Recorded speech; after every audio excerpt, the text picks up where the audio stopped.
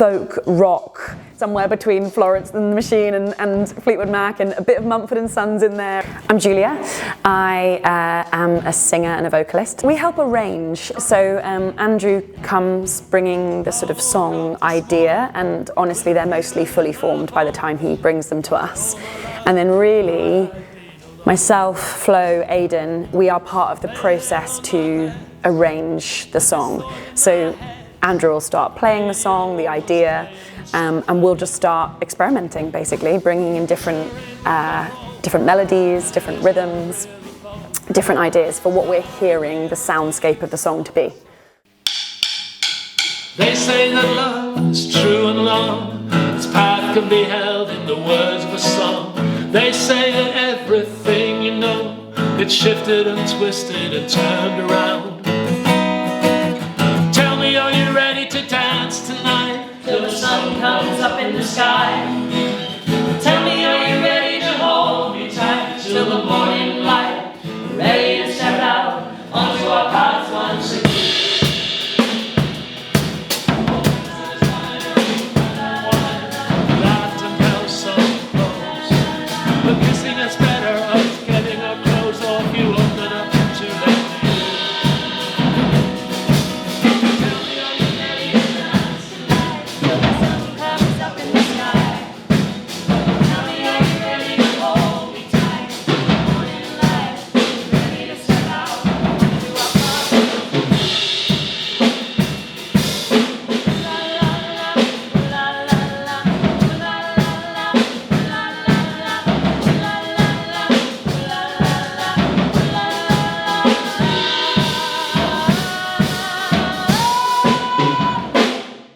Andrew has this phrase that is, we don't leave until we're smiling.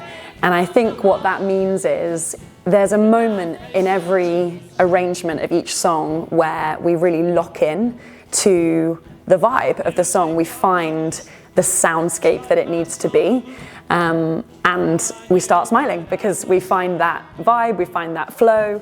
And it starts to lock in all of our different sounds. We often talk about each of us having a number of bullets that we can fire in a song. So, for example, Aidan might have a particular rhythm that he can do in one of the verses, but then he can shift up the rhythm for the chorus or find a different flow.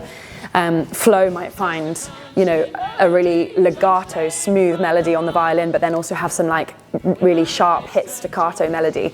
And these are all different bullets that we can fire, and it's about finding the right bullet for the right time in the right place of the song. And once all those bullets kind of land and then we all sort of lock in and go, oh, that's it, that's the sound, that's the completion of the song. I think the audiences hopefully start to sense that flow that we find as a team, as a band, and hopefully they start to connect with the layering that we do in the songs. So often these songs, not all of them, but often they'll start sort of more stripped back and more considered, and then gradually these different bullets get fired throughout the song. And it just makes it more interesting for the listener as well, whether they're listening live at one of our shows or whether they're listening to our recorded tracks. If you've got the ear, you'll just start hearing all these different bullets come in from different directions and different instruments, and it just makes it more interesting to listen to. Doing different shows for different audiences is always going to impact how you play as a band and what you bring to that audience. There is an element of, I think, for any musician or any artist, that you can try to connect with who you're playing for, and once you know who that is and what they're hoping to get out of it, you start to offer them, it's a bit of a two-way conversation in a way, hopefully. So I think if we were going in to do corporate settings, we always tailor to that, we tailor to who we're playing for. And Andrew has come up with such a unique concept for a show, this interweaving of these sort of TED Talk style little snippets of neurobiology intersected with music and song and lyric and melody. I just don't really know of anyone doing that. It's such a unique offering. So I think that is a refreshing thing for any audience to hear and to be a part of. I love being in the band. It started out in such a funny way. I think Andrew might have said that Andrew first initially contacted myself and Flo. We didn't know each other before this, so he contacted us individually. And I think both of us initially were like, is this real? Is this actually something legitimate? Because as a musician, you get so many inquiries, and some of them are legitimate and some of them are just not. Thanks to the internet, it's not always reliable. And so Andrew's inquiry came in, and I think we were, we just sort of, we both individually sort of replied to him and just sort of was gauging the water, testing it out. And then, we all came together, myself, Flo and Andrew, the first time we got together. We just went to his studio and we were just starting to jam and hear some of his songs and start to hear some of his vision for where it was going and what it was going to be.